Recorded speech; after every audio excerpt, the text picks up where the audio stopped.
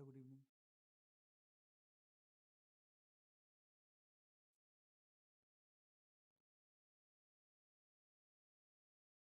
दादा good evening. आवाज़ नहीं आ रही है मेरी? Good evening. आपकी आवाज नहीं आ रही। Good evening. आवाज़ आ रही है मेरी अभी? जी अभी आ रही है।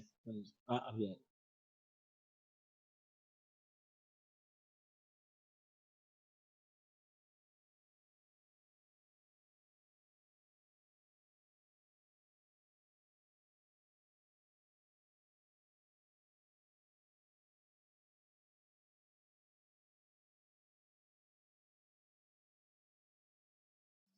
सचिन भाई, am I audible? Yeah, you are. Okay, yes. We'll wait for some time.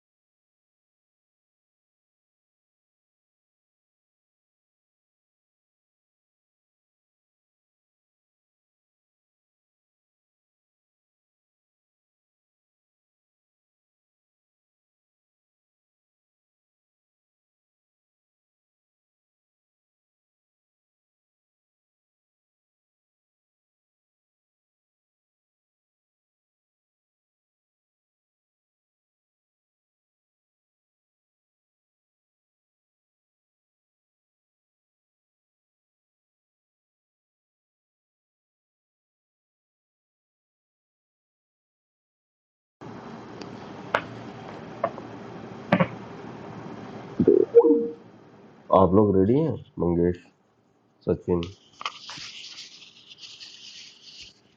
जी। तो ठीक है। जी सर, रचना मुझे थोड़ा जी, मुझे मुझे एक बस कॉपी भेज दीजिए। हाँ हाँ, मैं लिंक लगा रहा हूँ, है ना? तो यहीं से आप चाहें तो डाउनलोड कर लीजिए। और रचना जी नमस्ते। हम लोग जवाहरलाल नेहरू की किताब डिस्कवरी ऑफ इंडिया का एक छोटा रूप पढ़ रहे हैं और फिर उस पर बातचीत करने की कोशिश करते हैं कि जवाहर बाबू क्या कहना चाहते हैं अपनी किताब में। और ये किताब एक गूगल ड्राइव का लिंक है और उसमें रखी हुई है। उसका लिंक मैं लगा देता हूँ।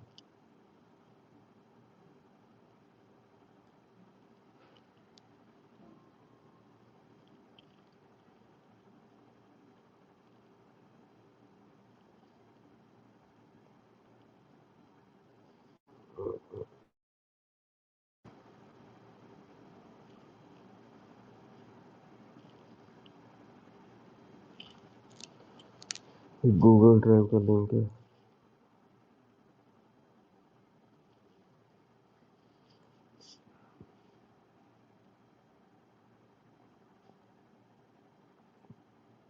कौन शुरू कर रहा है? आप लोग शुरू करें। मुझे 10 मिनट लगेंगे, मैं एक कॉल पर हूँ ऑफिस के। मैं उसके बाद स्टार्ट मैं करता फारिग, हाँ, मैं फारिग हूँ। होते ही जुड़ता हूँ, है ना? जी जी बिल्कुल। आप भी पढ़ना चाहें रचना जी, गूगल ड्राइव पे रखी है किताब, आप उसको डाउनलोड करके पढ़ सकती हैं। हम लोग इसको रिप्लेस ऑन करके रख रहे हैं और ये एज इट इज़ यूट्यूब में जाएगा। एज इट इज़ हम लोग इसको यूट्यूब में डाल रहे हैं अपने चैनल पर। और जो बातचीत यहाँ होती है वो बातचीत एज इट इज़ जाती है, रॉ फॉर्मेट में जाती है। तो आपकी आवाज़ मिलेगी तो अच्छा ही लगेगा। जी मंगेश। जी, बहुत बहुत शुक्रिया। हम आज पढ़ने वाले हैं प्राचीन भारत में जीवन और कर्म। एम ऑडिबल सचिन भाई? जी हाँ, आपकी आवाज़ स्पष्ट है।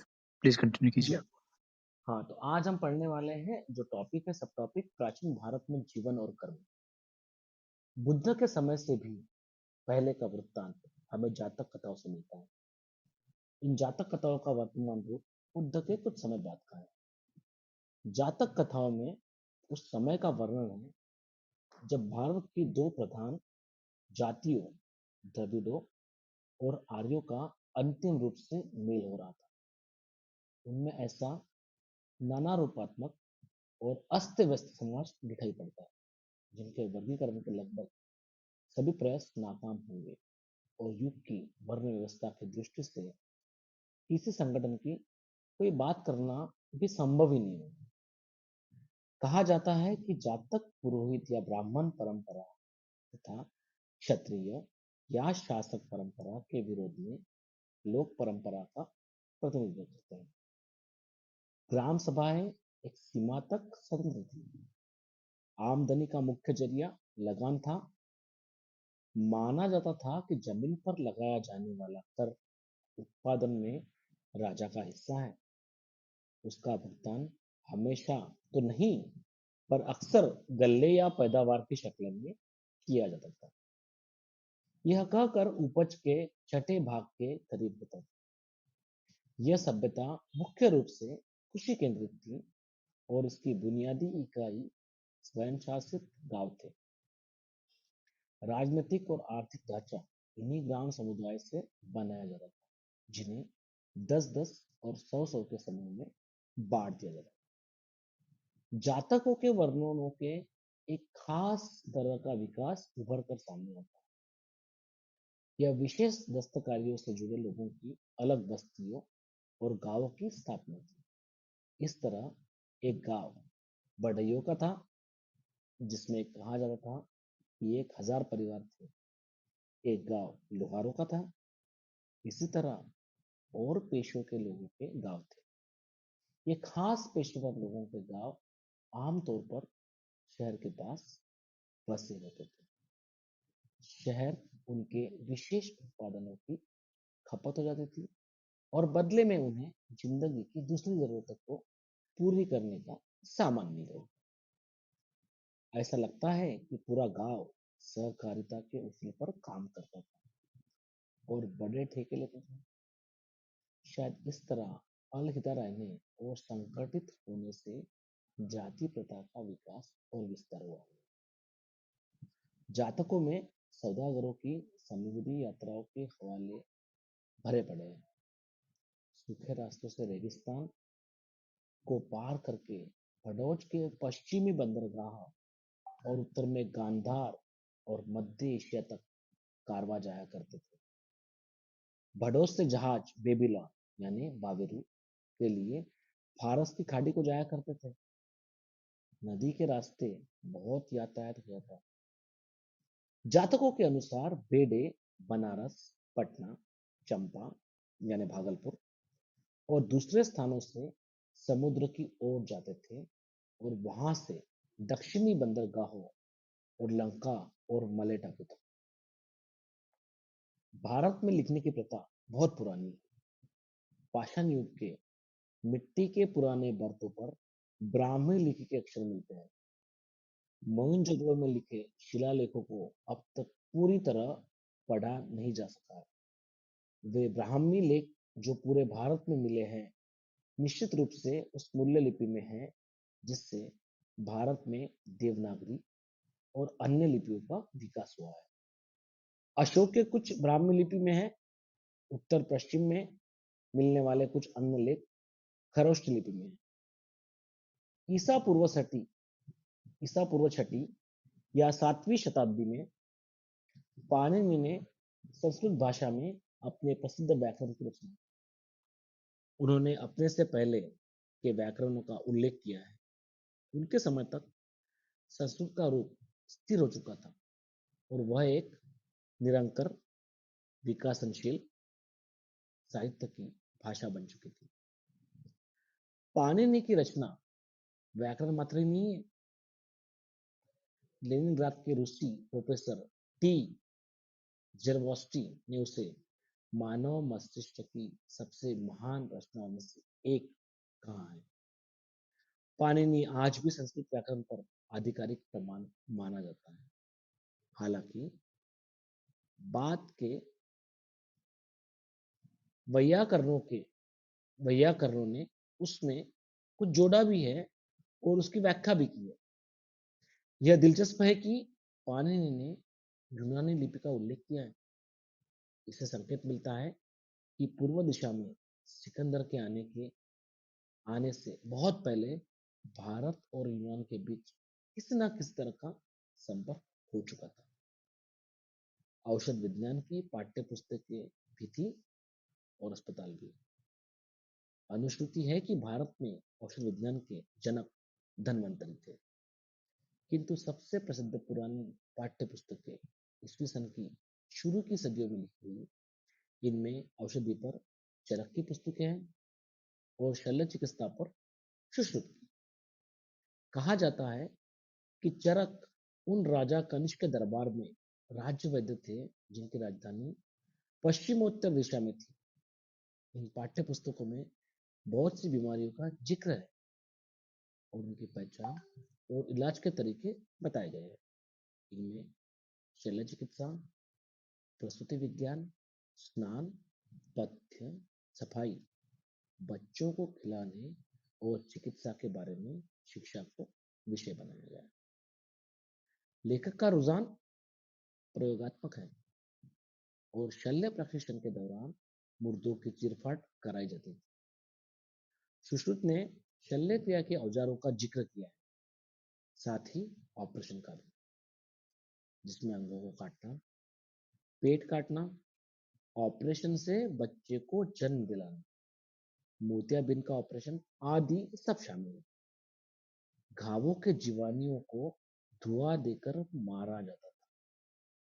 ईसा पूर्व 3री-4वीं सदी में जानवरों के अस्पताल भी थे। यह जैन और बुद्ध धर्म का प्रभाव था जिसमें अहिंसा पर बल दिया जाता था। मैं पढ़ूं? जी। मैं कुछ ऐड करना चाहता हूँ मंच भाई यहाँ हाँ पर। बोलो। अगर आप जैसे यहाँ पर मेंशन किया गया जातक कथा है, तो जातक कथा है एक तरीके से ऐसी कहानियां हैं जो बुद्धिस्ट फिलोसॉफी में बताई जाती हैं, और जिसमें बहुत सारी ऐसी कहानियां हैं जिसे आजकल लोग थोड़ा सा ये भी मानते हैं कि वो एक वो सच्ची कहानियां नहीं है, वो सिर्फ एक उपदेशात्मक है। ऐसा जातक का जिक्र किया जाता है बुद्धिज्म फिलोसॉफी में। तो बस ये मुझे ऐड करना है। जी। जी जी जी। अ, ठीक है। ये जैन और बौद्ध धर्म का प्रभाव था, जिसमें अहिंसा पर बल दिया जाता था। महाकाव्यों के युग में अक्सर वनों में एक तरह के विश्वविद्यालयों का जिक्र किया गया है। ये कस्बे या शहर से बहुत दूर नहीं होते थे। इनमें प्रसिद्ध विद्वानों के आसपास शिक्षा प्रशिक्षण के उद्देश्य से लोग इकट्ठे होते थे। शिक्षा में तरह तरह के विषय शामिल थे, जिनमें सैन्य प्रशिक्षण भी होता था। इन वनाश्रमों को इसलिए पसंद किया जाता था क्योंकि यहाँ शहरी जीवन के आकर्षण से बचाकर विद्यार्थियों के लिए नियमित और ब्रह्मचर्य का जीवन बिताना संभव होता था। कुछ वर्ष तक यहाँ प्रशिक्षण के बाद उनसे अपेक्षा की जाती थी कि वे वापस लौटकर गृहस्थ और नागरिक जीवन बिताएं। इन वन शिक्षालयों में प्रायः छोटे छोटे गुट रहते थे, गो कि इस बात के संकेत मिलते हैं कि लोकप्रिय अध्यापक बड़ी संख्या में विद्यार्थियों को आकर्षित करते थे। बनारस हमेशा शिक्षा का केंद्र रहा।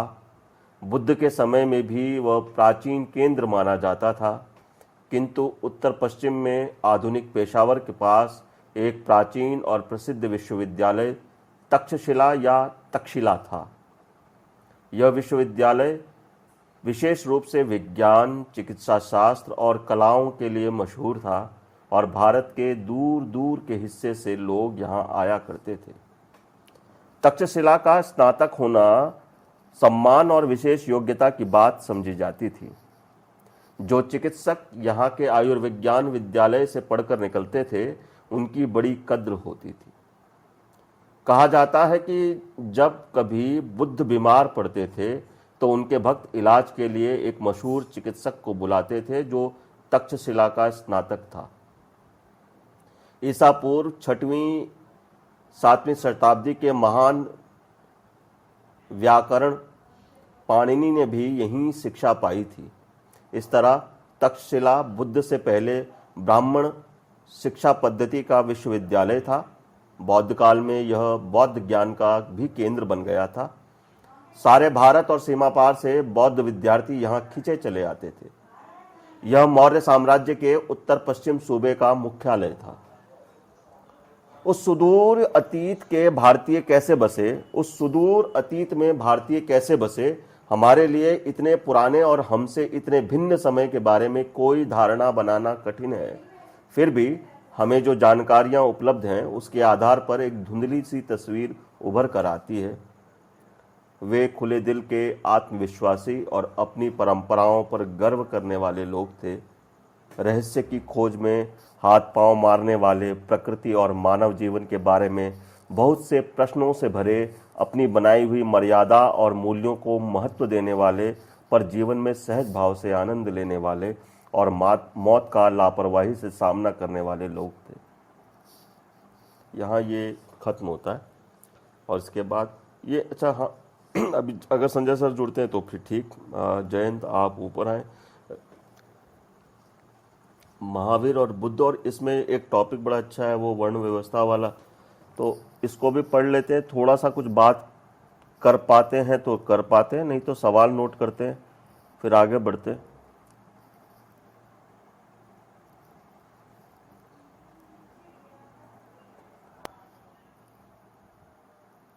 मेरे ख्याल आगे बढ़ते हैं। हाँ आगे बढ़ते हैं, कोई दिक्कत नहीं है।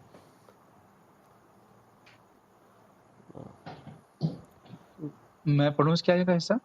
नहीं कोई बात नहीं, मैं पढ़ लूँगा। महावीर और बुद्ध, वर्ण व्यवस्था।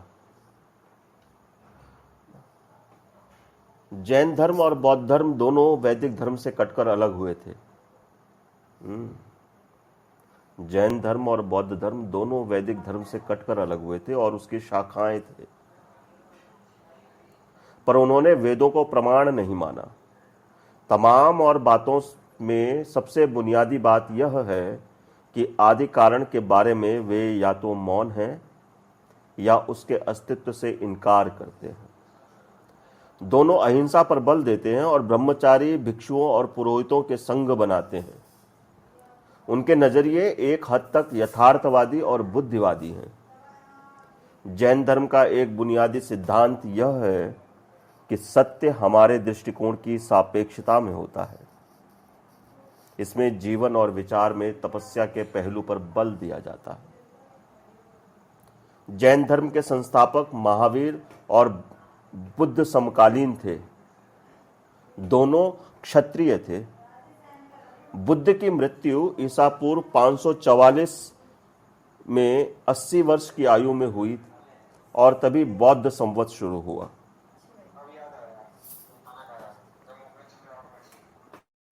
इतिहासकारों ने बाद की तारीख यानी ईसा पूर्व 487 दी।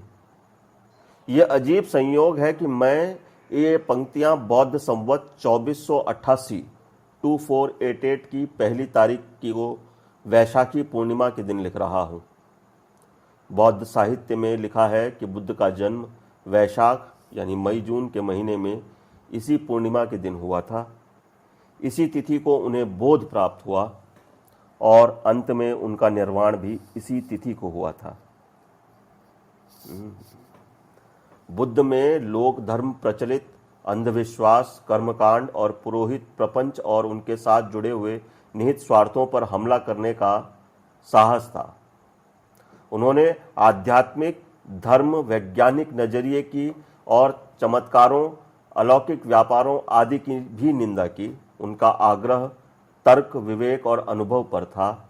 उनका बल नैतिकता पर था। उनकी पद्धति मनोवैज्ञानिक विश्लेषण की थी, ऐसा मनोविज्ञान जिसमें आत्मा के लिए जगह नहीं थी। बुद्ध ने वर्ण व्यवस्था पर सीधा वार नहीं किया, लेकिन अपनी संघ व्यवस्था में उन्होंने इसे कोई स्थान नहीं दिया। यह विचित्र और महत्वपूर्ण बात है कि भारतीय इतिहास के लंबे दौर में पुरोहित प्रपंच और वर्ण व्यवस्था की कठोरता के विरुद्ध बड़े लोगों ने बार बार चेतावनी दी है।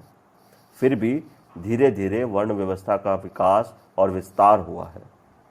इसने भारतीय जीवन के हर पहलू को अपने शिकंजे में जकड़ लिया है।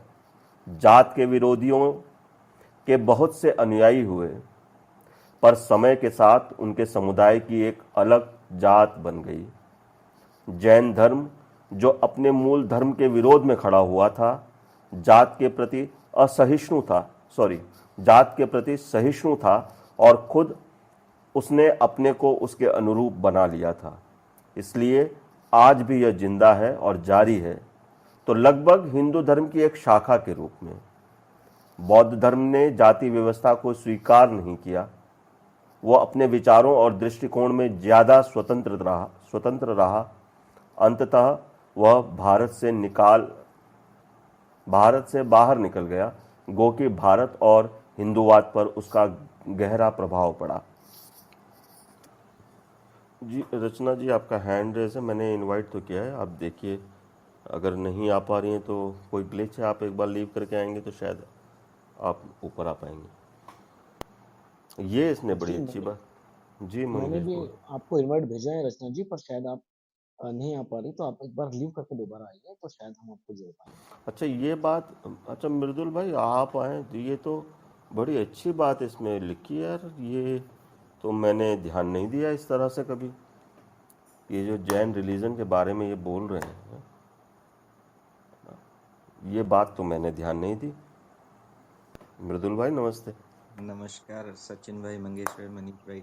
ये जैन धर्म के बारे में इन्होंने जो बात लिखी अभी, हालांकि मुझे बहुत ज्यादा रुचि नहीं रहती धार्मिक उसमें अपने में भी, जी जी जी। लेकिन जो मुझे पता है बचपन से, चूंकि I come from traditional Jain family, तो मुझे भी छात्रावास में रखा गया था पढ़ाने लिखाने के लिए, तो मुझे मालूम है थोड़ा बहुत। एक तो इन्होंने ये गलत बात लिखा है कि जैन धर्म के संस्थापक जो थे वो महावीर थे। वो आदिनाथ थे जो हमारे फर्स्ट तीर्थंकर कहलाते हैं। अ, कई लाख साल पुरानी बात, पता नहीं कितने साल क्या है, लेकिन वो महावीर स्वामी लास्ट में सबसे लास्ट जो थे, और महावीर की वजह से बुद्धा आए।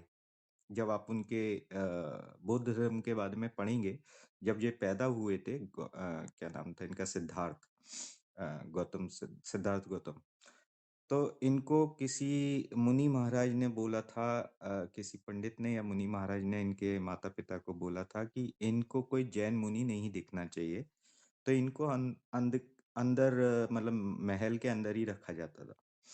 तो जैसे ही इनको दर्शन हुए, तो ये निकल लिए अपने उसमें। तो वो ये मतलब वो पूरा वो जो मुनि बनने का वो था, वो यहीं से इनका शुरू हुआ था।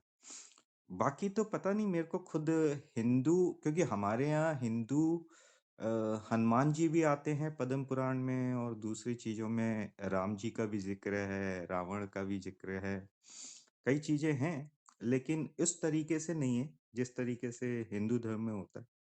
तो हो सकता है it's a part of Hinduism, I don't know.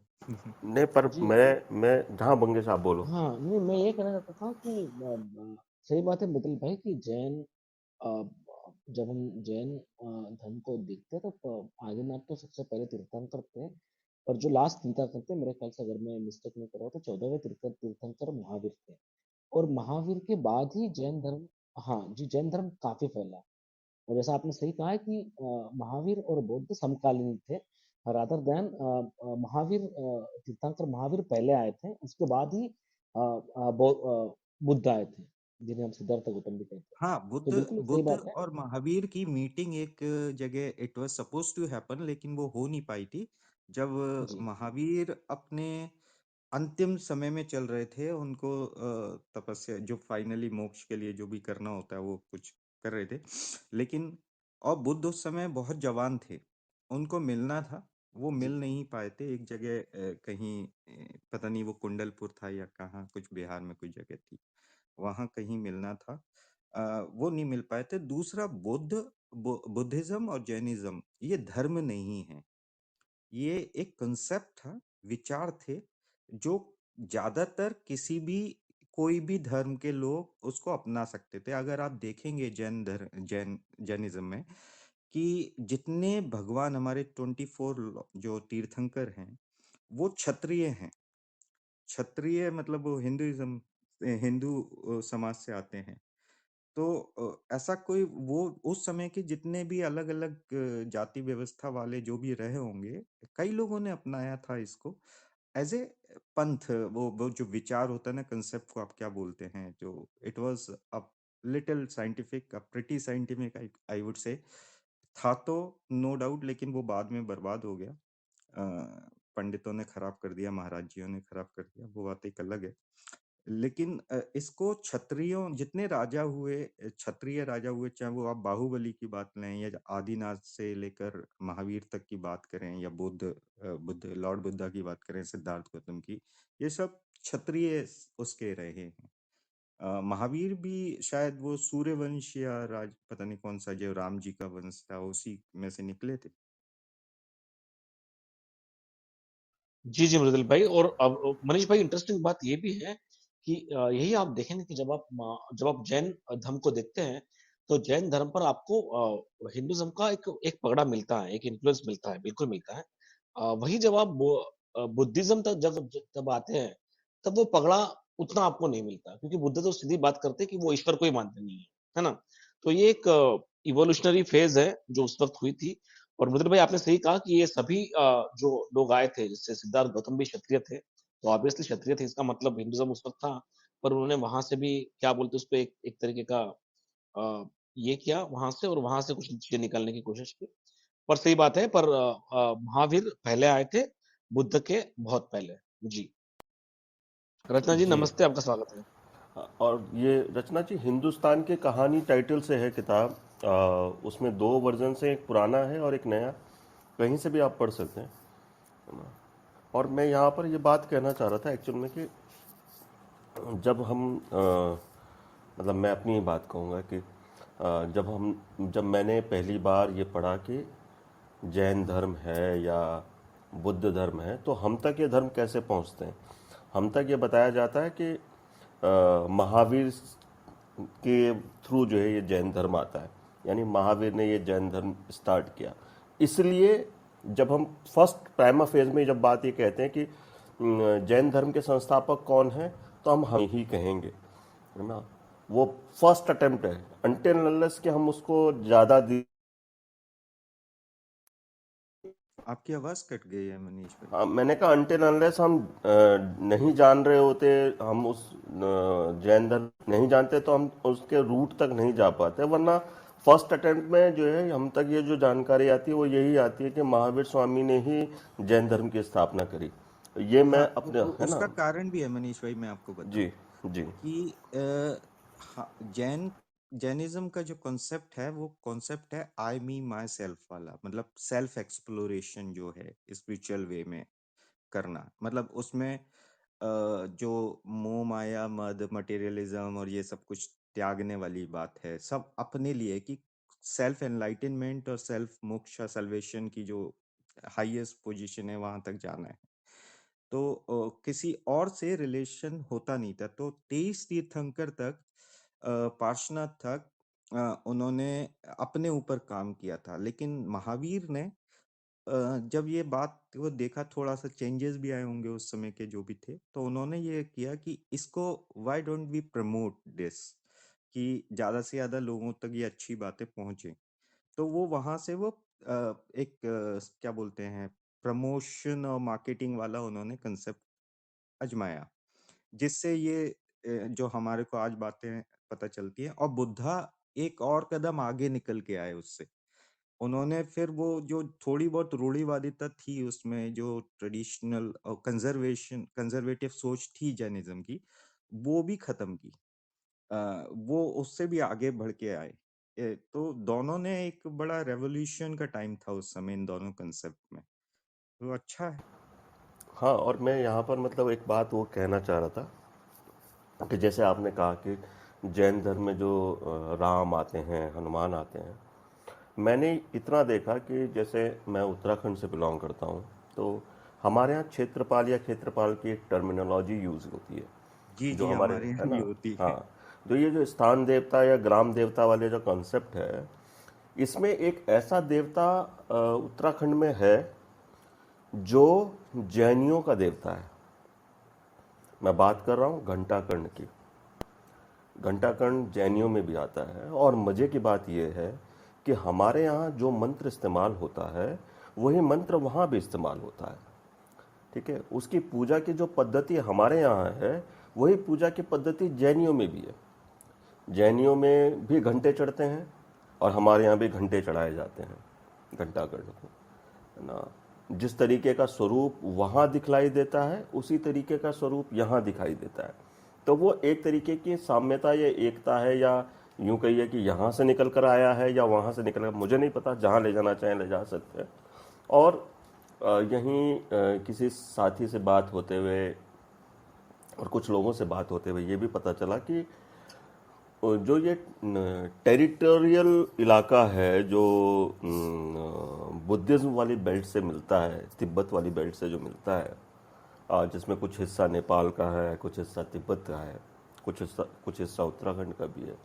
इस इलाके में रहने वाली जो जातियां हैं या जो पुराने जो लोग हैं, उनकी पूजा पद्धति या उनके यहाँ जो लोकल देवी देवता जैसे कोई जो पूजा जाता है वो बुद्धिस्ट प्रैक्टिस से निकल कर आते हैं, ठीक है।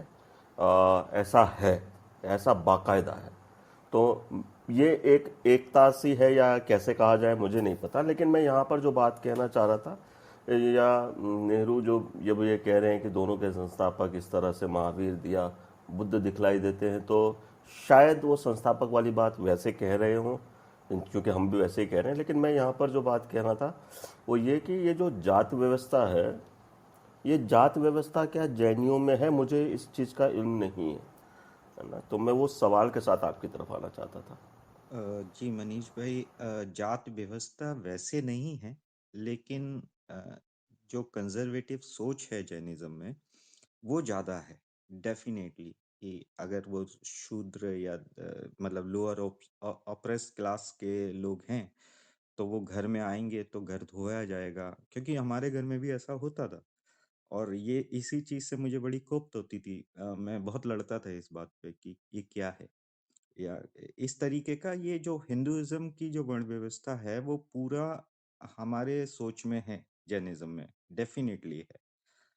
ऑप्रेसर बनने की और ऑप्रेस्ड क्लास के साथ दुर्व्यवहार करने की, ये है। वह शास्त्रों में नहीं है। अगर आप धार्मिक उससे देख मतलब जो किताबों की तरफ जाके देखेंगे तो वहां कहीं नहीं मिलेगा आपको लिखा हुआ। ये सब बदला है पंडितों ने और महाराजों ने मिलके। अ, अभी इनकी कहाँ से शुरू हुआ ये तो इसका कोई आइडिया नहीं है मुझे। ब्राह्मणों को निकाल बाहर करो। हमारे मुनि जी भी तो है, मुनि महाराज भी तो हैं, उसमें ही उन्हीं के साथी हैं। पर इंटरेस्टिंग बात ये है मृदुल भाई कि यही आपको जो जैनिज्म में जो जैसा आपने मेंशन किया, मैं बोलना नहीं चाहता था पर आप उसके ऊपर आपने बोल ही दिया है। पर यही चीज आपको बुद्धिज्म में नहीं मिलती। बुद्धिज्म में डायरेक्ट इस चीज को डिस्कार्ड किया जाता है, वहां तो ईश्वर को ही नहीं माना जाता है ना। तो वहां से थोड़ा सा हम थोड़ा सा हमारी संस्कृति बोलो या जो भी बोलो वो आगे बढ़ती है कि वहां से वो ये जात पात वर्ण व्यवस्था इवन ईश्वर को भी डिस्कार्ड कर देती है। वो बोलती है कि ईश्वर भी नहीं है, पुनर्जन्म वगैरह की बातें बुद्धिज्म में बिल्कुल डिस्कार्ड की गई है। ये बड़ा एक इंटरेस्टिंग है कि जैनिज्म जो एक सेक्ट ही है, जो हिंदुज्म की एक शाखा है भी उसे हम बोलते हैं, बौद्ध को भी बोलते हैं लोग। ठीक है, कोई प्रॉब्लम नहीं उसमें, क्योंकि क्षत्रिय लोग के वंशज थे ये लोग, जो लोग वहां से निकले मंगेश थे। भाई सॉरी, इसी समय आपको टोक रहा हूँ क्योंकि इससे फिर मैं भूल जाऊंगा। जो आप वो ये बात बोल रहे हो ना, लेकिन इनके बुद्धिस्ट की जो प्रैक्टिस है, आप मोनेस्ट्रीज में जाइए तो इसके जस्ट अपोजिट मिलेगी। जो वो वहाँ मॉन्क्स को, क्योंकि मैं रहा अभी, जब मैंने अपना रिटायरमेंट सब चीजें छोड़ दी थी, जब जंगल में रहने का सोचा था, तो मैं स्पीति में रहा हूँ। काजा के ऊपर जो मोनेस्ट्री है, की मोनेस्ट्री, वहाँ 2-3 महीने करीब मैंने गुजारे हैं। और उन लोगों की जो प्रैक्टिस है वो जन्म के ऊपर आधारित कर दी है, उन्होंने बिल्कुल अपोजिट कर दी कई चीजों को लेकर। जी जी बिल्कुल सर, क्योंकि जब कोई सेक्ट निकलता है तो उसके इंटरप्रिटेशन भी अलग होते हैं। और आप भारत में भी देखेंगे ना, भारत में यहाँ पर आप देखेंगे कि जो बुद्धिस्ट लोग हैं वो भी लॉर्ड बुद्धा की पूजा करते घर में, है ना। तो ये भी हाँ बड़ा जी, हाँ जी, इंटरेस्टिंग ये है बिल्कुल कि इंटरेस्टिंग सा है। और ये बात कहीं और की नहीं है, ये मेरे अपने घर की बात है जो मैं यहाँ बताना चाहता हूँ कि वहां पर भी लॉर्ड बुद्धा को एज अ प्रे किया, वर्शिप किया जाता है, which is totally against of Buddha's teaching, but this is how the people will interpret. जी चलिए, ये भी अच्छा है, पर इस पे बात होनी चाहिए मेरे ख्याल से। और पर फिर ये हो जाएगा कि बात ना इधर उधर होगी, क्योंकि फिर हम मनीष धर्म भाई की बहुत बात की, मैंने तो बहुत डांटे खाई हैं इसके ऊपर अपने महाराजों से। नहीं मैंने इस घर में खाई है। अरे इसमें क्रिटिकली होनी चाहिए बात ना, उस दूसरे तरीके से बात आनी चाहिए। जैसे अभी आप बुद्ध धर्म पर बात कर रहे हैं, और जिस ओर मृदुल भाई आप इशारा कर रहे हैं, अगर हम बुद्ध धर्म का इतिहास थोड़ा सा खंगालते हैं तो इसमें भी बड़ी कत्लो गारत मची है ना। साफ या सफ़ेद इतिहास नहीं है बौद्ध धर्म का भी। तो वहाँ तक भी बात जा सकती है। और आप जैसे जैसे इनर सर्किल की तरफ बढ़ते हैं बुद्ध धर्म में, वैसे वैसे ये जो क्लासिज्म है ना, या सेक्ट है, ये साफ तौर पे दिखलाई देता है ना। तो मैंने ज़्यादा नहीं, मैंने कोई साल भर बड़ा सलीके से ऑब्ज़र्व किया है, और बहुत दूर नहीं किया मैंने ऑब्ज़र्व। मैंने कपिल वस्तु सो कॉल्ड, जो गौतम बुद्ध की जन्मस्थल है, वहाँ पे ये चीज़ ऑब्ज़र्व करी है और महसूस करी है। तो इसलिए मनीष भाई बात, लुम्बिनी है, वो लुम्बिनी है जहाँ अरे पे वही कपिल वस्तु लिम्बुनी एक ही है वो, है ना। अच्छा अच्छा अच्छा। हाँ, जी कपिल वस्तु लुम्बिनी एक ही है, नेपाल में है ना। जी बिल्कुल। तो मैंने वो चीज़ वहाँ ऑब्ज़र्व करी, इसलिए ये बात कह रहा हूँ। और बहरहाल थोड़ा सा आगे बढ़ते हैं, और फिर शायद कहीं बात आएगी। पर ये वाली बात बड़ी अच्छी है कि जो ये हमारे सेक्ट्स हैं, जो जो भी रिलीजन से आ रहे हैं, चाहे वो हिंदू रिलीजन से आए, या आप यूँ कहिए कि जैन रिलीजन से हिंदू रिलीजन निकल कर आ रहा है, या सिख रिलीजन निकल कर आ रहा है, कहीं से भी निकालिए किसी को, लेकिन ये आपस में इस तरह से इंटरलिंक्ड है कि कहीं ना कहीं वो कॉमन ग्राउंड बनता है। जैसे मैं आपको बता रहा हूँ कि वो जो उत्तराखंड का जो सीमांत इलाका है, वहाँ के जो लोकल पूजनीय तरीके हैं, पद्धतियाँ हैं, वो ठीक वैसी हैं जैसा बुद्धिज़्म में दिखलाई देता है। और जैनिज्म का तो मैंने उदाहरण दिया ही आपको। और थोड़ा मनीष सा भाई, इंटरेस्टिंग बात यह है ना कि आप अगर थोड़ा सा हम अगर रैशनली अगर देखेंगे तो हमें दिखेगा कि ये कहाँ से आ रही है, जैनिज्म और बुद्धिज्म कहाँ से आ रहा है। वो तो आ रहा है हिंदुज्म से ही, है ना। अब उसको अब अलग शक्ल में देखें तो जैनिज्म क्या कर रहा है कि जैनिज्म हिंदुज्म के कुछ चीजें लेके आ रहा है, अलॉन्ग विद अहिंसा और वो सारी चीजें जो जैनिज्म में बड़ी पवित्र मानी जाती है ना। पर वो हिंदुज्म के कुछ चीजें लेकर आ रहा है अपने सामने तक। वही इंटरेस्टिंगली जब बुद्धिज्म आ रहा है तो बुद्धिज्म ना वो सारी चीजों को बिल्कुल तहस नहस कर रहा है ना। जैसे बुक में लिखा है कि बुद्ध में लोक प्रचलित धर्म, अंधविश्वास, कर्मकांड और पूरे प्रपंच और उनके साथ जुड़े हुए निहित स्वार्थों पर हमला करने का साहस था। उन्होंने आध्यात्मिक, धर्म, वैज्ञानिक नजरियों की तथा चमत्कारों, इल्हामों, अलौकिक व्यापारों आदि की भी निंदा की थी। तो यहाँ से हम अगर देखेंगे तो मैं जब उसे देखता हूँ इन चीजों को, तो मैं एक इवोल्यूशन देखता हूँ कि इवोल्यूशन में क्या होता है कि आप सारी चीजें एक साथ नहीं छोड़ते, है ना। आप कुछ चीजें लास्ट वाली लेके आते हैं, कुछ नहीं लेके आते हैं। तो जैनिज्म को अगर हम देखेंगे तो जैनिज्म हिंदुज्म की कुछ चीजें साथ में लेके आया, साथ में जैनिज्म अहिंसा और वो सारी चीजें लेके आया जो उस वक्त पूरक थी। और बुद्धिज्म जब आया तो बुद्धिज्म ने पूरी तरीके से हिंदुज्म की जो सारी कर्मकांड और ये चीजें थी इनको पूरा दरकिनार करके जैनिज्म की अहिंसा के उस चोले को आगे थोड़ा अच्छे से आर्टिकुलेट किया और उसे आगे लेके आया। तो उसे अगर एज ए रैशनली अगर मैं देखता हूँ तो मुझे दिखता है कि वो मुझे वो इवोल्यूशनरी फेज दिखता है कि जहाँ पे जब जैनिज्म आता है तो वो हिंदुज्म की कुछ चीजें लेके आता है साथ में, along with that it comes with अहिंसा और वो सारी चीजें जो बिल्कुल अप्लीकेबल है आज के इसमें। और जब बुद्धिज्म आता है तब वो क्या करता है कि वो जो बची खुची चीजें जो जैनिज्म लेके आता है उसको भी डिस्कार्ड करके वो नया ही अपने सामने रखता है। वो बोलता है ईश्वर ही नहीं है ना। तो यहाँ से हमको अगर मैं उसको रैशनली देखूं तो मुझे यहाँ पे एक इवोल्यूशन दिखता है कि किस तरीके से एक सेक्ट को की जो चीजें हैं जो काम की नहीं है उसे धीरे धीरे निकाल कर एक नई चीजें हमारे सामने रखी जाती है जी। मैं वही बोल रहा हूँ मंगेश भाई जी। कि जो आप जो बोल रहे हो ना बिल्कुल सही बोल रहे हो। हिंदुइज्म से जब भी निकला होगा, जैनिज्म या हिंदुइज्म से निकला, कैसे निकला पता नहीं, लेकिन जो थ्योरी है उसको अगर हम समझने की कोशिश करेंगे तो उसमें कहीं भी कर्म कांड और वो सब चीजें नहीं थी। मतलब कर्मा के ऊपर वो था, पूजा पाठ और उसके ऊपर कहीं भी जोर नहीं दिया गया था। जो कर्मा की थ्योरी शायद पुराने हिंदुइज्म में दी होगी, सब वो पूरा बेस्ड था कर्मा के ऊपर और आपके जन्म जन्मांतर की जो अपनी पिछले जन्म की वो जो बेड़ियां हैं वो काटने के लिए कि आपको मोक्ष हो जाएगा तो आपको अगले जन्म में फिर नहीं होगा, हमेशा के लिए आप छुट्टी पालोगे, ऐसा कुछ करके। तो उसके लिए उन्होंने कुछ रूल्स रेगुलेशन जो बनाए थे उस थ्योरी में, वो बहुत सिंपल थे कि भाई आपका कर्म कैसा होना चाहिए, अहिंसात्मक होना चाहिए, आपको जितना कम हो, इंटेंशनली आप हिंसा ना करें। वो सबसे बड़ी चीज है कि आप अगर सोचेंगे भी कि आप किसी की हत्या कर रहे हो या किसी का गला दबा रहे हो तो वो भी एक मर्डर ही है उस थ्योरी में। अहिंसा की थ्योरी यहाँ से निकाली, फिर वो दिन में खाना खाने वाली, और जो मिनरल वाटर की थ्योरी थी उबाल के पानी पीने वाली थ्योरी, जो हजारों साल पहले इन्होंने दे दी थी, ठीक है। तो इसके बाद जब बुद्धिज्म आया उन्होंने उस चीजों को भी थोड़ा वो जो बुद्धा ने इस थ्योरी को भी जो जैनिज्म में जो परेशानियों का सबब बना धीरे धीरे चल के, जब पूजा पाठ आ गया, वो सब चीजें वापस आ गई थी, तो बुद्धा ने फिर वो सारी चीजों को तोड़ा, फिर एक नया रेवोल्यूशन लेके आए वो। उन्होंने जन्म जन्मांतर वाली चीजें भी तोड़ दी, वो कि कुछ होता ही नहीं है। मूर्ति पूजा भी उन्होंने बिल्कुल उसका निषेध बता दिया।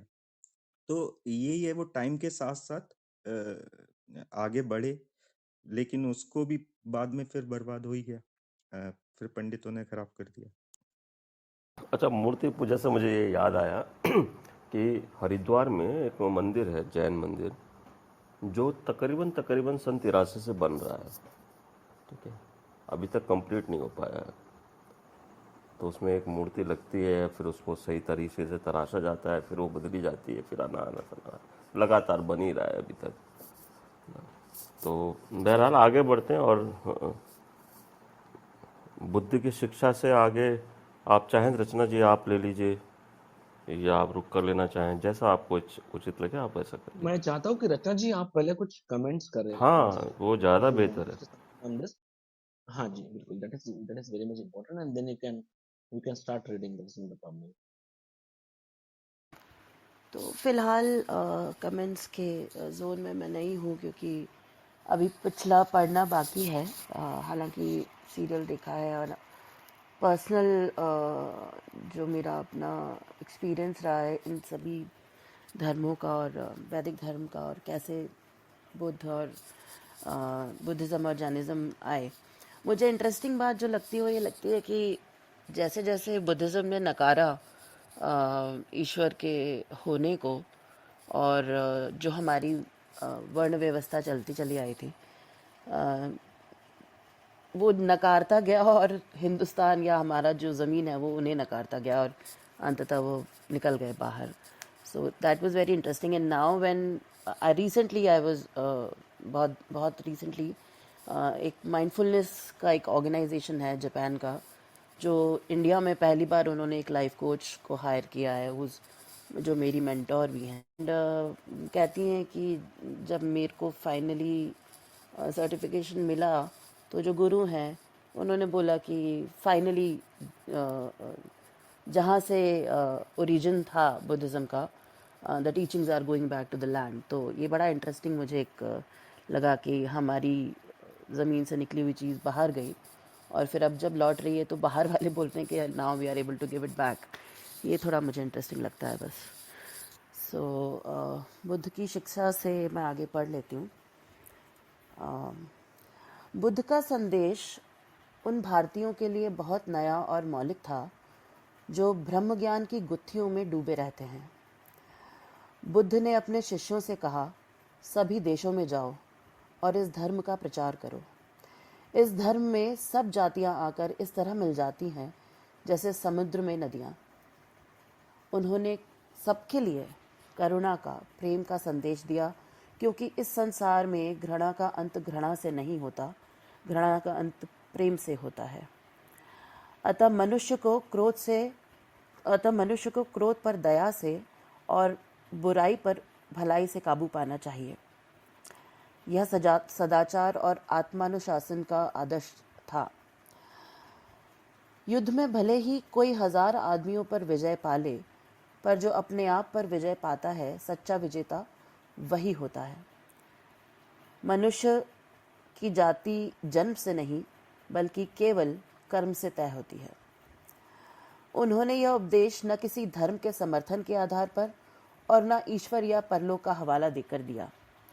उन्होंने विवेक, तर्क और अनुभव का सहारा लिया और लोगों से कहा कि वे अपने मन के भीतर सत्य की खोज करें। सत्य की जानकारी का अभाव सब दुखों का कारण है। ईश्वर या पर ब्रह्म का अस्तित्व है या नहीं, उन्होंने नहीं बताया। वे न उसे स्वीकार करते हैं न इनकार।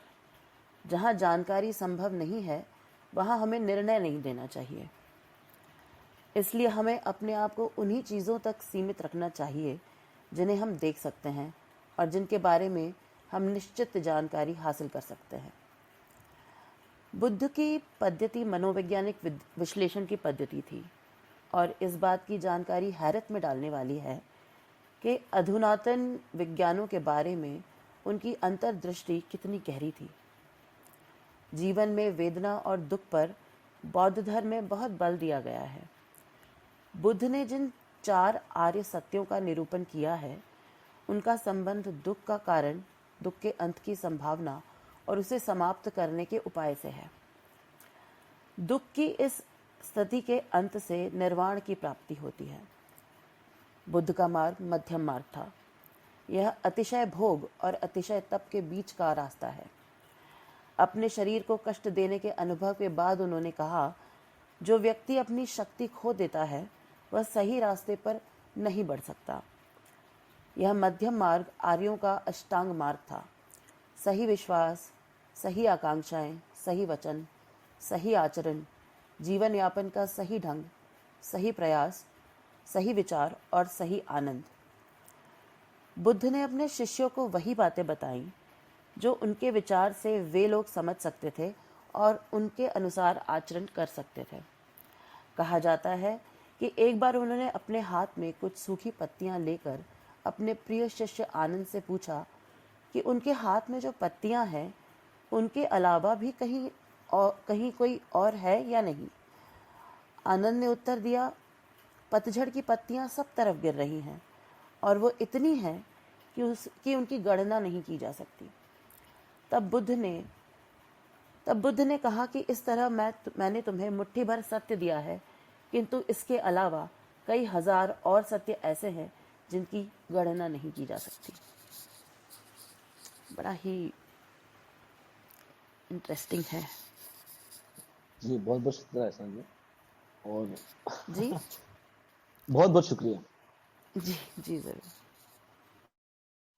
जी मनीष भाई, आगे आप पढ़ेंगे बुद्ध कथा?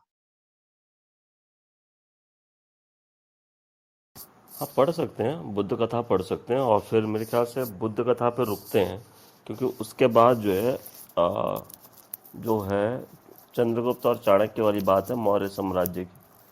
फिर मौर्य साम्राज्य वाला पूरा हिस्सा एक साथ खींचते हैं, और क्योंकि इसमें मुद्रा राक्षस का भी जिक्र आएगा, अशोक का भी जिक्र आएगा, तो और मैं संजय यहाँ सर। ऐड करना चाहता हूँ एक चीज हाँ, मनीष बोलो बोलो भाई, बोलो। कि जो उनके शिष्य थे आनंद, वो उनके कजिन ब्रदर थे। सिद्धार्थ गौतम के जो भाई थे, जो उनके चचेरे भाई थे, उनमें से आनंद एक थे। और आनंद का जिक्र बहुत ज्यादा बुद्धिज्म में इसलिए होता है क्योंकि एक जो जब ये बात हुई थी कि जब बुद्ध जब वृद्ध हुए थे, जब उनकी उम्र बढ़ गई थी, तब ऐसा एक ये निकला था निष्कर्ष कि क्या बुद्ध को एक पर्टिकुलर एक डेडिकेटेड एक पर्सनल असिस्टेंट दिया जाए जो उनके साथ हमेशा रहेगा। तो इस वक्त एक बहुत बड़ी चर्चा छिड़ गई थी, और आनंद भी उस वक्त वहां थे। तो सब लोगों ने बोला कि आनंद आप क्यों नहीं अपने आप को नॉमिनेट करते? तो आनंद ने कहा था कि मैं क्यों नॉमिनेट करूं, अगर बुद्ध को लगता है कि मैं उनकी सेवा करूं तो मुझे कह देंगे। तो ये बड़ा एक आपको, अगर आप डॉक्टर बुद्ध एंड हिज धम्मा अगर पढ़ते, डॉक्टर अंबेडकर ने जो लिखा थी बुक, उसमें आप पढ़ते तो उसमें आपको ये वर्णन मिलता है। तो आनंद फिर एक उनके पर्सनल असिस्टेंट बन गए थे, जो उनकी पूरी सेवा वगैरह या उनके साथ ही लगे रहते थे। तो इसलिए आपको बहुत सारे बुद्धिज्म के जो बुद्ध के जो उपदेश है उसमें आपको आनंद सबसे ज्यादा दिखते हैं। वो इसी का मामला है क्योंकि आनंद उस वक्त एज अ पर्सनल असिस्टेंट थे बुद्धा के, जो उनकी सारी देख रेख किया कर। इतना मुझे बस ऐड करना होगा। जी, रचना जी 1 मिनट म्यूट कर लेंगे? हाँ जी, शुक्रिया। मैं ऑन लाइटर नोट्स ये पूछना चाहता हूँ मंगेश, कि जब आप ये कह रहे हैं कि बुद्ध के कजिन थे आनंद, तो क्या यहाँ भी भाई भतीजावाद चल रहा है? नहीं नहीं, क्या हुआ था मनीष भाई, जितना मैंने पढ़ा है, मैं रॉन्ग हो सकता हूँ क्योंकि मैं तो पैदा ही बुद्धिज्म में हुआ था, तो मैंने वो सारी चीजें पढ़ी है ऑनेस्टली। क्या हुआ था कि जब बुद्धा फर्स्ट टाइम जब वापस गए थे अपने घर में, जब गए थे जब कपिल वस्तु गए थे वो अपने राज्य में, तब वो उन्होंने वहां पे उपदेश वगैरह दिया। और उनके जो कजिन थे उसमें आनंद थे, उसमें देवदत्त भी एक थे, जो उनके कजिन थे, वो भी फिर इनके साथ चले गए। और इंटरेस्टिंग बात यह है कि उस वक्त जो उनकी जो बीवी थी, उनका एक बेटा भी था राहुल नाम का। तो राहुल, उस बेटे ने जब अपने पिता को देखा उस वक्त, तो उसकी माँ ने उसे कहा कि ये आपके पिता है और आप जाकर उनसे बात कर सकते हैं। तो राहुल ने जब उन्हें कहा कि मैं आपका बेटा हूँ और मैं चाहता हूँ कि मैं क्या करूँ, अभी आप मुझे क्या उपदेश दोगे? तो उन्होंने बोला कि आप मेरे साथ चल सकते हैं या आप यहाँ पर रह सकते हैं राजगद्दी संभालने के लिए। और राहुल भी उनके साथ चले गए। तो जब बुद्धा, ये तो सब अभी मुझे पता नहीं कि ये कहानी का वैलिडिटी क्या है। जब बुद्ध बनने के बाद में, जब उनका पूरा वो सेक्ट, पूरा संग वंग चालू हो गया, उसके बाद जब वो कपिल वस्तु पहली बार जाते हैं, जब वो अपने राज्य में जाते हैं, अपने माँ बाप से मिलते हैं, उस वक्त आनंद, देवदत्त और उनके बहुत सारे ऐसे कजिन्स थे, क्योंकि शुद्धोधन राजा के बहुत सारे भाई भी थे, है ना। और जातक में आपको देवदत्त की बहुत सारी बुराइयां भी देखने को मिलती हैं कि देवदत्त कैसे बचपन में बुद्ध को, सिद्धार्थ गौतम को ट्रोल करता था वगैरह वगैरह, वो अलग बात है। तो उसके बाद में ये सारे लोग कन्वर्ट हो गए और आनंद भी वहां चले गए। तो जब ये बात हुई थी कि जब बुद्ध जब वृद्ध होते थे, तब लोगों को लगा कि संघ को ऐसा लगा कि ऐसा कोई एक अ, होना चाहिए जो बुद्ध को 24/7 ही used to take care of. तो वहां पे बहुत सारे लोगों ने ये बोला था कि हाँ, हम चाहेंगे कि हम बुद्ध की सेवा करें फुल टाइम, जैसे होता है ना, हम आज हमारे यहाँ उसे पर्सनल असिस्टेंट कहा जाता है। तो उस वक्त आनंद को भी ये कहा गया था कि Anand, why don't you also ask for it. तब आनंद ने बोला था कि मैं क्यों कहूँ, अगर बुद्धा चाहेंगे तो वो मुझे बोलेंगे कि मेरी सेवा करो। और उसके साथ ही आनंद बुद्ध के साथ रहने लगे, उनकी सारी चीजें देखने लगे। तो आपको बहुत सारे बुद्ध के उपदेशों में आपको आनंद का रेफरेंस मिलता है। तो वो इस बात से मिलता है कि he was very close to him, he used to take care of him personally. इसके रेफरेंस आपको डॉक्टर अंबेडकर की जो बुक है बुद्धा एंड हिज धम्मा, वहां पे मिलेंगे। मैं वहीं से कोट कर रहा हूँ ये चीजें, क्योंकि मैंने ये अब कम से कम 20 साल पहले पढ़ी थी, 20 क्या 25 साल पहले ये किताब पढ़ी थी, घर में थी। तो मैं वहां से इसका रेफरेंस दे रहा हूँ जी। शुक्रिया। जी। वैसे मेराज ने आपके लिए लिख दिया है मैंने कि मंगेश भाई कवर मत करना, कवर अप मत करना, है ना। बहरहाल वो हंसी मजाक अपनी जगह, पर नहीं, ठीक है आप जो बात कह रहे हैं। विकास, जयंत, मेराज, तो कपिल भाई आप लोग ऊपर आइए, थोड़ा सा बातचीत कर लेते हैं, क्योंकि अब लगभग कुछ है नहीं बातचीत के लिए, पढ़ने के लिए। थोड़ा सा इस बात को और विस्तार दे देते हैं और फिर बंद करते हैं आज की बात को, और बुद्ध कथा पढ़ते हैं। ये जो बुद्ध कथा वाला टाइटल है, बुद्ध कथा। बुद्ध की वह संकल्पना जिसे प्यार से भरे अनगिनत हाथों ने पत्थर, संगमरमर और कांसे में ढालकर आकार दिया, भारतीयों के विचारों की समग्र आत्मा की, या कम से कम उसके एक तेजस्वी पक्ष का प्रतीक है। कमल के फूल पर बैठे हुए शांत और धीर, वासनाओं और लालसाओं से परे, इस संसार के तूफानों और संघर्षों से दूर, वे इतनी दूर पहुंच से इतने परे मालूम होते हैं जैसे उन्हें पाना असंभव हो। लेकिन जब हम उन्हें दोबारा देखते हैं तो उनकी आकृति जीवन शक्ति से भरी जान पड़ती है। युग पर युग बीतते जाते हैं, पर बुद्ध हमसे बहुत दूर नहीं मालूम होते। उनकी वाणी हमारे कान में धीमे स्वर में कहती है कि हमें संघर्ष से भागना नहीं चाहिए, बल्कि शांत दृष्टि से उनका मुकाबला करना चाहिए तथा जीवन में विकास और प्रगति के बड़े अवसरों को देखना चाहिए। बुद्ध के बारे में सोचते हुए आज भी हम एक जीती जागती थरथराहट पैदा करने वाली अनुभूति से गुजरते हैं। उस राष्ट्र और जाति के पास निश्चय ही समझदारी और आंतरिक शक्ति की गहरी संचित निधि होगी जो ऐसे भव्य आदर्श को जन्म दे सकती है। इसका मतलब ये हुआ कि नेहरू बुद्ध को एक आदर्श की तरह से देख रहे हैं ना, एक आदर्श की तरह से देख रहे हैं, जहां वो ये कह रहे हैं कि संघर्षों से भागना नहीं चाहिए, शांत होकर उसका मुकाबला करना चाहिए और बड़े अवसरों की ताक में रहना चाहिए। जहां मौका मिले, ये नहीं कि 24 घंटे वो उस तरीके से प्रदर्शन कर रहे हो, एक पर्टिकुलर टाइम पर उसको जो है आवाज़ उठानी चाहिए, ऐसा शायद वो कहना चाह रहे हैं। यहाँ से उस बात को उठाने की कोशिश करते हैं कल। और फिर एक अलग तरीके की बात ये भी है मंगेश कि जब हम हिंदू धर्म, जैन धर्म और बुद्ध धर्म को आमने सामने रखने की कोशिश करते हैं, तो हिंदू धर्म को ज़्यादा खतरा या ज़्यादा चैलेंज बुद्ध धर्म से मिलता है, जैन धर्म से नहीं मिलता। इसका एक सीधा और सटीक प्रमाण ये है कि बाद में उस समय के जो सो कॉल्ड ब्राह्मण्स थे, या जो भी आप नाम देना चाहें, उन्होंने बुद्ध को अवतार के रूप में स्वीकार किया विष्णु के। उन्होंने महावीर स्वामी को अवतार के रूप में नहीं स्वीकार रहे हैं, बुद्ध को स्वीकार रहे हैं। क्यों? क्योंकि बुद्ध उनको खतरे की तरह दिखते हैं। मैं ऐसे देखता हूँ इस बात को। जी जी मनीष भाई, मुझे ऐसा लगता है, एग्जैक्टली है ना? मैं यही कहना चाहता था कि बुद्ध, देखिए, जैसे मैंने हाँ, पहले भी बात की थी कि जब मैं इसको एज अ रैशनली देखता हूँ, तो हिंदुज्म से जैनिज्म आता है। जैनिज्म कुछ बातें लेके आता है हिंदुज्म की, है ना, पर साथ में जैनिज्म बड़ा एक प्रभाव डालता है, क्योंकि अहिंसा का जितना महत्व जैनिज्म में बताया गया है उतना शायद किसी में नहीं है। तो वहां बिल्कुल पर क्या बिल्कुल। चक्कर हो जाता है ना, कि वो क्योंकि क्या होता है कि आप एक साथ आपके प्रीवियस एक्सपीरियंस को आप एकदम डिस्कार्ड नहीं कर सकते। तो जैनिज्म क्या करता है, जैनिज्म वहां पर हिंदू धर्म की कुछ चीजें लेके आता है, साथ में एक नया प्रपोजल लेके आता है, प्रपोजिशंस, और नहीं, जो काफी पॉपुलर भी है। और ये वाली जी बात बड़ी अच्छी है, तुमने जो टर्म यूज़ करी वो इवोल्यूशन वाली या इवोल्यूशन वाली, वो टर्म बड़ी सटीक है ना?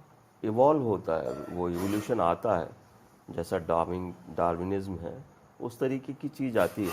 मैंने बहुत साल पहले को, अब तो खैर काफ़ी साल हो गए, मैंने कोई 2002 या 3 के आसपास में एक किताब पढ़ी थी, जो मुझे अब ऑनेस्टली राइटर का नाम भी याद नहीं है, मेरे फ्रेंड ने मुझे रेफ़र की थी, वो कोई ऑस्ट्रेलियन राइटर है। उसने एक किताब लिखी थी, development of society and religion, इस तरीके का कोई टाइटल था उसका। तो वो उसमें क्या कहने की कोशिश करता है राइटर ये बताने की कोशिश करता है कि रिलीजन कुछ होता नहीं है। रिलीजन एक तरीके के सोशल रिफॉर्मिंग लीडर्स होते हैं, ठीक है? एक टाइम फ्रेम में एक रिफॉर्मर पैदा होता है, और फिर दूसरे टाइम फ्रेम में दूसरा रिफॉर्मर पैदा होता है, जो पहले वाले रिफॉर्मर के रिफॉर्म्स में कुछ मॉडिफिकेशन करता है और आगे बढ़ाता है, और धीरे धीरे एग्जैक्टली धीरे करके ऐसे आगे बढ़ता है। अब आप इस थ्योरी से इन चीज़ों को देखेंगे तो आपको सारे एक दूसरे से जुड़े हुए दिखलाई देंगे।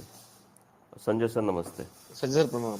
और वही इंटरेस्टिंग बात है मनीष भाई, कि अगर आप जैनिज्म को देखते हैं तो जैनिज्म कुछ हिंदू धर्म की परंपराओं को लेके आता है, साथ में अपने कुछ एड ऑन करता है वहां पर।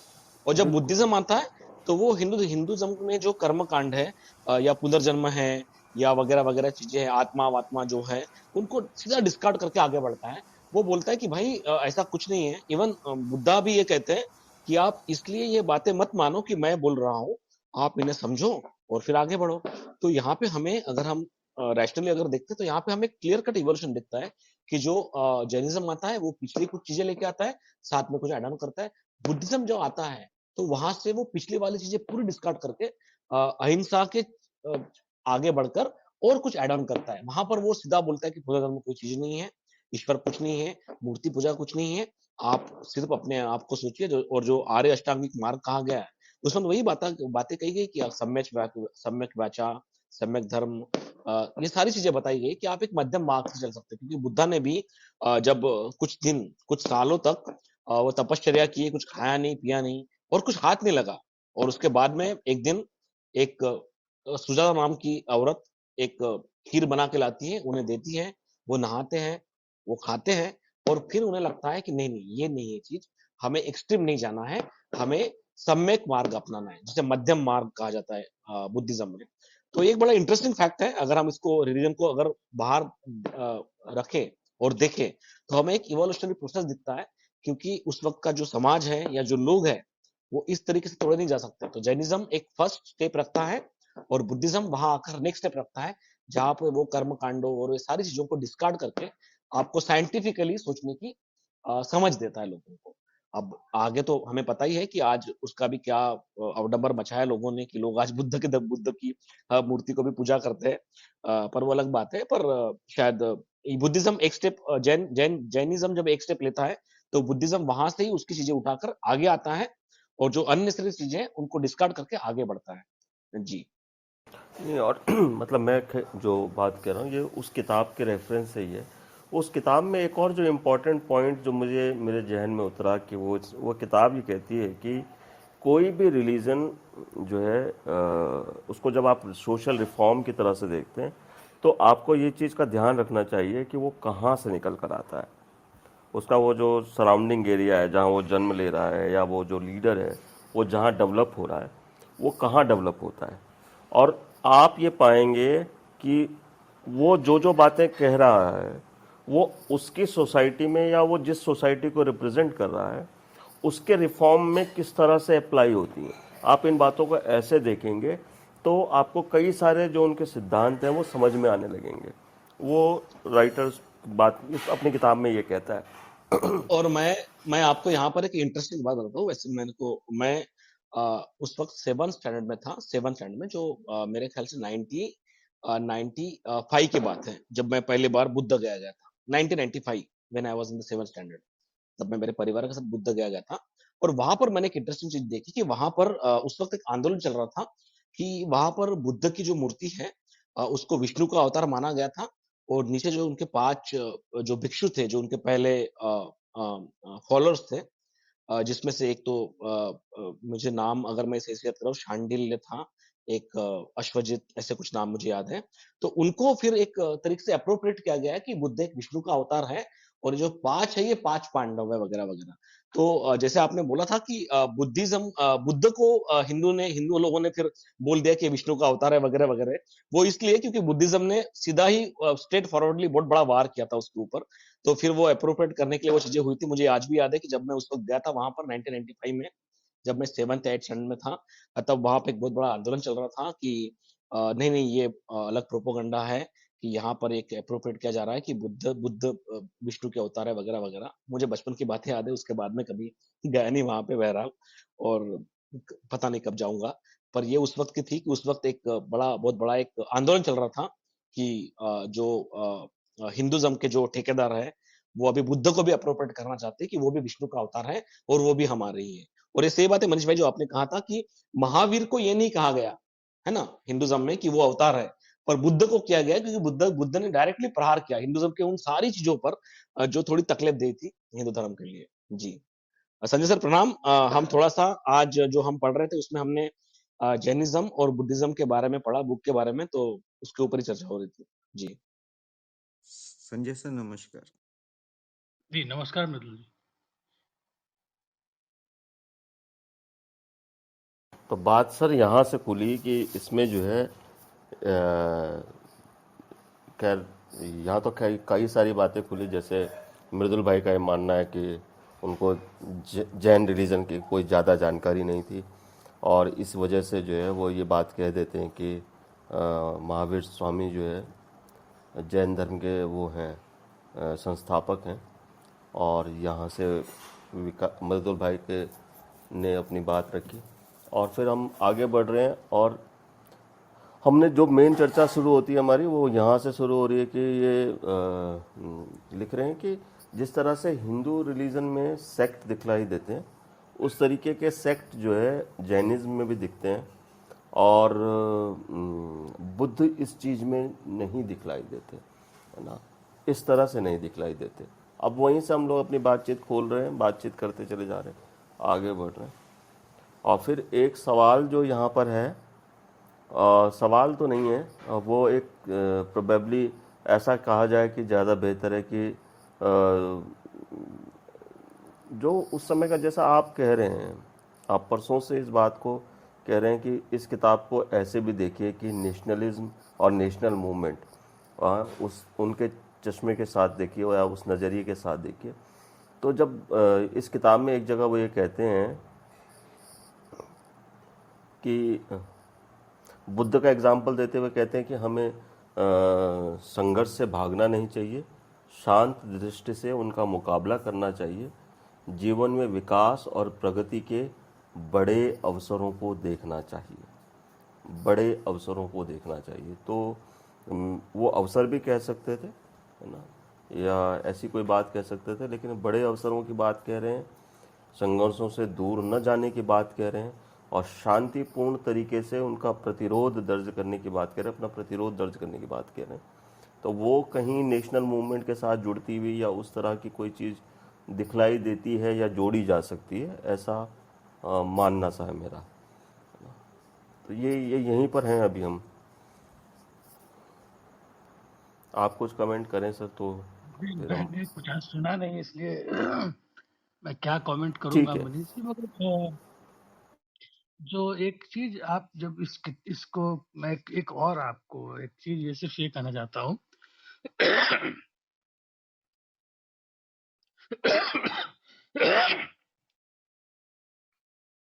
कि जो इस जो पूरी जो किताब है वो अगर आप इसको ध्यान से देखिए बहुत छोटे से स्पेस को वो इस्तेमाल करते हैं रिलीजन को डिस्कस करने के लिए। बुद्धिज्म, जैनिज्म, हिंदू, जितना वो स्पेस उस किताब में उसको डिवोट किया है वो बहुत कम है।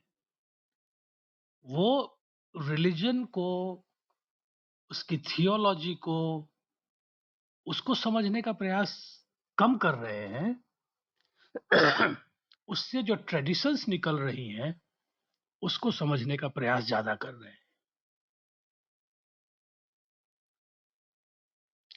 वो जो इसेंशियल जो एस्पेक्ट है उसके बारे में उनका एम्फेसिस ज्यादा है इस किताब में कि कैसी संस्कृति बनी इन कारणों से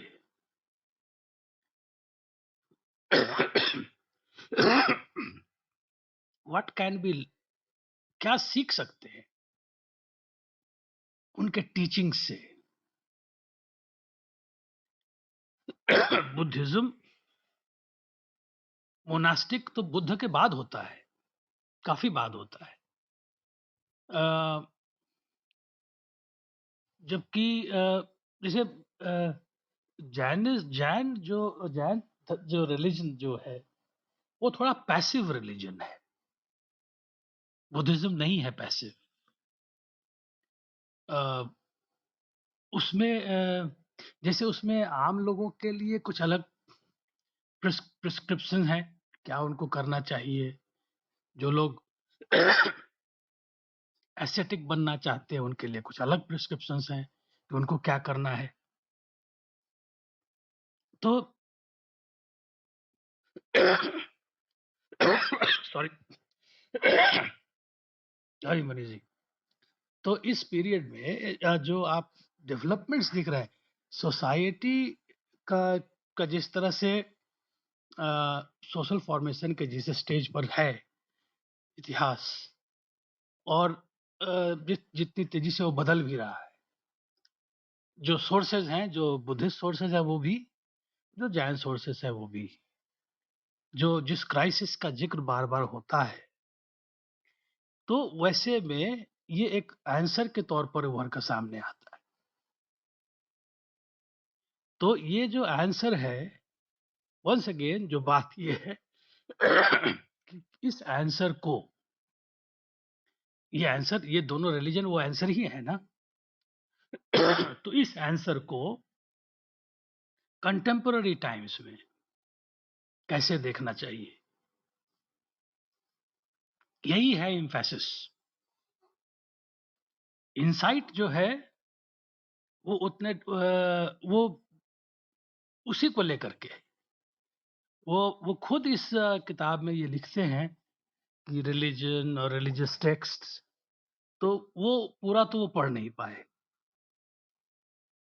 कोई भी आदमी के लिए मुश्किल है, जितने तरह के सोर्सेज है, बुद्धिस्ट सोर्सेज है, उन्हीं को पढ़ता रह जाएगा आदमी, पता नहीं कितने साल लग जाएंगे। So he is basically looking at the teachings which are not, I mean जो कि फेथ जो बिलीवर्स हैं उनके लिए जो कह रहे हैं जो रिलीजन के तौर पर जो फॉलो होगा उसके बारे में नहीं कह रहे। he is more concerned about कि उसका सोशल फॉल आउट क्या है, उसका पॉलिटिकल फॉल आउट क्या है। तो वो उसका जिक्र ज्यादा कर रहे हैं। तो इसलिए उसको उस हिसाब से देखना चाहिए। वो किताब कोई धर्म मीमांसा पर नहीं है, बट इसेंशियल जो जो कोर होता है रिलीजन का, उसकी समझ पूरी पूरी है उनको। वो कोई थियोलॉजी का वैसा कुछ नई बात कर रहे हैं, वो मोक्ष की भी बात नहीं कर रहे हैं, तो कौन से सवालों के बारे में बात कर रहे हैं? ये किस तरह के सोशल या पॉलिटिकल जो भी, अगर क्राइसिस को इन टोटलिटी देखें तो वो किन चीजों के बारे में बात कर रहे हैं? वो बेसिकली जो प्रैक्टिकल जो एस्पेक्ट है रिलीजन का, उसमें जो इसेंशियल यूनिटी है उसके बारे में ज्यादा बात कर रहे हैं। कहाँ पर वो ज्यादा है, कहाँ पर कम है। ये कंपैरिजन जो बुद्धिज्म और जैनिज्म का है ये कंपैरिजन बहुत पुराना है, तो ये चलता है। तो आई मीन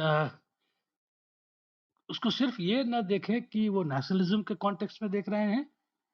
वो नेशनलिज्म के समय का जो समाज है, जो नेशनल मूवमेंट चल रहा है उस वक्त का जो समाज है, उसकी जो विविधताएं हैं, वो किस तरह के चैलेंजेस हमारे सामने लाते हैं, और उन चैलेंजेस को जो एस्पेक्ट्स है रिलीजन के, वही कैसे उससे उनके जो प्रैक्टिकल एस्पेक्ट्स हैं उसको लेकर के कैसे एड्रेस किया जा सकता है। बेसिकली अगर आप सभी चीजों को वो कर दीजिए, बात ये है कि जो क्राइसिस आ रहा है वो सारे रिलीजन्स के जो इसेंशियल यूनिटी है उसकी वजह से नहीं है। उसको जिस तरह से प्रोजेक्ट किया जाता है, जिस तरह से उसके बारे में, उसके डिफरेंसेस के बारे में बात किया जाता है, उससे निकल करके आता है। तो ये जो है इसी चीज को वो एड्रेस करते हैं रिलीजन के बारे में इन जनरल। तो फिर उसके लिए तो अलग से आपको बात करनी पड़ेगी।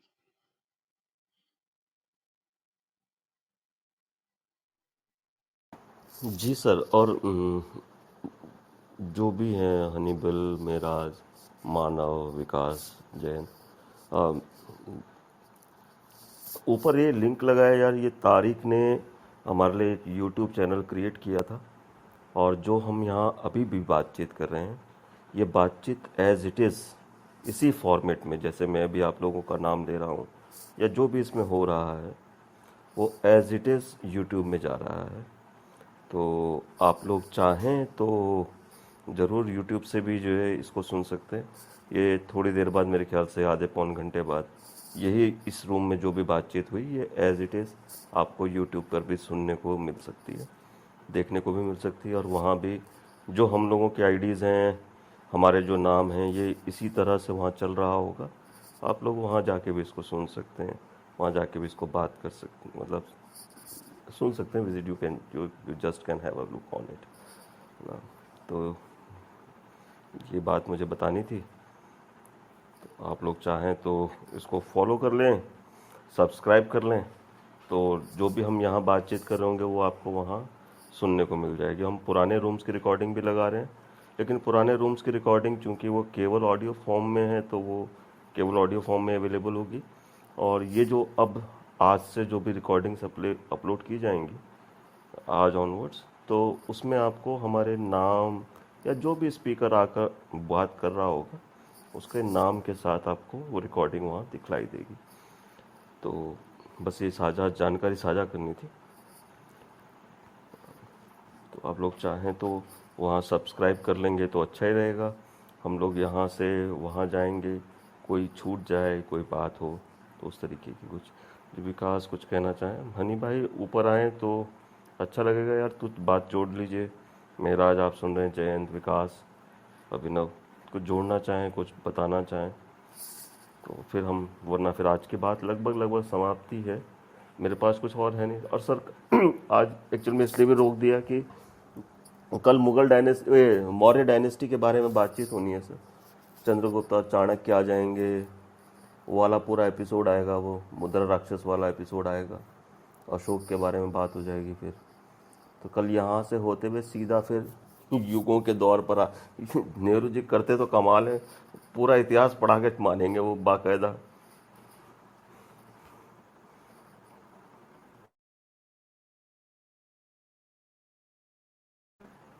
सौरभ भाई ऊपर लिंक लगा है, यही चैनल का नाम है, राग ऑफिशियल, और हैंडल का नाम टीम राग है। और जो बातचीत यहाँ हो रही है वो एज इट इज़ वहाँ अपलोड हो रही है, बिल्कुल एज इट इज़, बिल्कुल रॉ फॉर्मेट में है ना।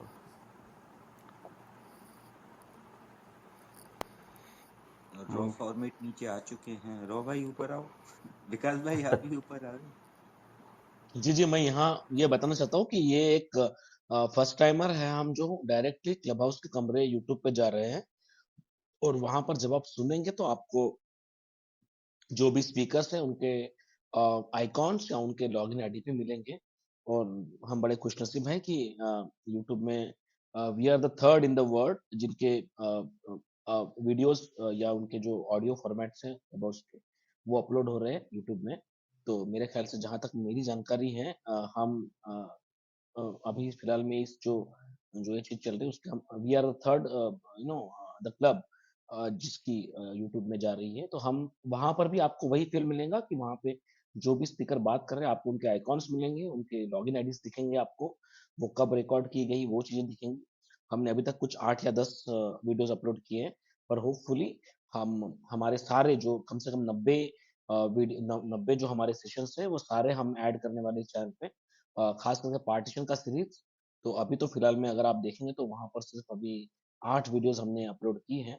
और जैसे जैसे हमें टेक्निकल सपोर्ट मिलेगा हम सारे वो हमारे जितने भी सेशंस हुए राग में वो सारे अपलोड करने की वहाँ कोशिश करेंगे। तो अगर आपने कुछ मिस किया है और अगर क्लब हाउस में रिप्लेस अवेलेबल नहीं है तो you can always subscribe to this YouTube channel and you can get all the rooms which were created under the rag, and you can anytime you can if you want you can listen to it.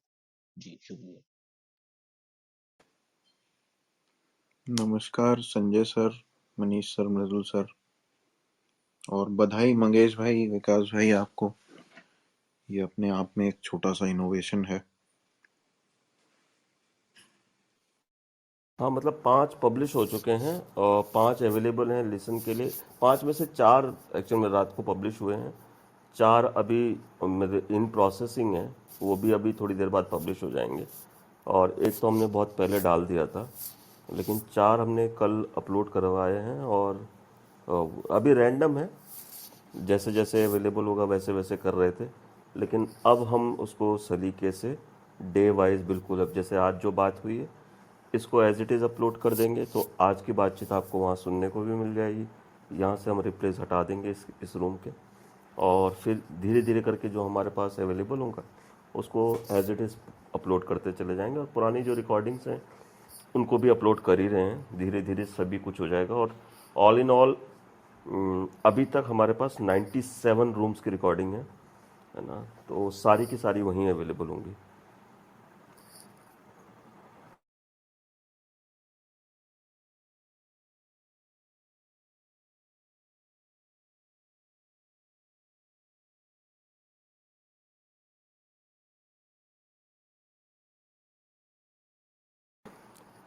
तो मेरे ख्याल से मंगेश हम session आज close करते हैं, फिर कल मिलते हैं, बात करते हैं, आगे बढ़ाते हैं। जी सर बिल्कुल। और वैसे भी अभी 11 बज चुके हैं, तो बहुत बहुत शुक्रिया सभी लोगों का। नीचे जो हमारे लिस्टेड पैनल में है, जयंत है, विकास है, अभिनव है, मिराज है, हनीबल भाई, मानव है, सौरभ, आशीष जी, आप सभी लोगों का शुक्रिया। संजय सर आपका बहुत बहुत शुक्रिया जो आप यहाँ आए, मृदुल भाई, मनीष भाई। और कल हम फिर से इस किताब को आगे बढ़ाएंगे, जहाँ से हम आगे के कुछ चैप्टर्स पढ़ेंगे और वहाँ पर भी हम कुछ डिस्कशन रखने की कोशिश करेंगे। आप सब लोगों का बहुत बहुत शुक्रिया रूम ज्वाइन करने और के लिए। मैं यहाँ पर एक बात और यूँ कहना चाहता हूँ कि, और ये खासकर हनी भाई आपसे और जयंत से, कि लिंक जो हम रूटीन बेसिस पर लगा रहे हैं, आप प्लीज़ किताब वहाँ से ज़रूर डाउनलोड करें और सवाल लेकर आएँ तो ज़्यादा बेहतर हो। हमारे सेशन में ना हो कोई बात नहीं, लेकिन पुरुषोत्तम जी आने वाले हैं हमारे साथ, पुरुषोत्तम अग्रवाल जी, तो पुरुषोत्तम अग्रवाल जी इस वीक में ही मिलेंगे या नेक्स्ट वीक स्टार्टिंग में मिल जाएंगे? तो हम अपने सवालों के साथ सलीकेदार सवाल फ्रेम करें और उन तक पहुंचाएं और अपने जवाब लेकर जाएं। ऐसी कोशिश करें तो ज़्यादा बेहतर होगा। तो हमारे हमारे सवाल सीमित हो सकते हैं, लेकिन आप लोगों के सवाल असीमित हैं। तो आप प्लीज़ अपने सवाल लेकर ज़रूर आइए। बहुत बहुत शुक्रिया जी मंगेश।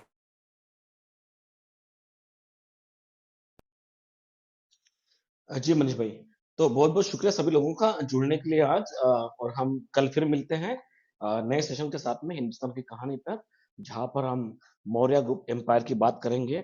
जो ये जो बुक जो आपको सबको पता है कि ये पंडित नेहरू ने ये बुक लिखी थी, भारत एक खोज, उसका हम यहाँ पर एक रीडिंग कर रहे हैं। और कल हम फिर से मिलते हैं और फिर से कुछ नई चीजें पढ़ते हैं, सुनते हैं और उसके ऊपर कुछ विचार विमर्श भी करते हैं। आप सब लोग जुड़े, आपका बहुत बहुत शुक्रिया। मैं 3 की गिनती पर रूम क्लोज कर रहा हूँ। 3, 2, 1, शुभ रात्रि।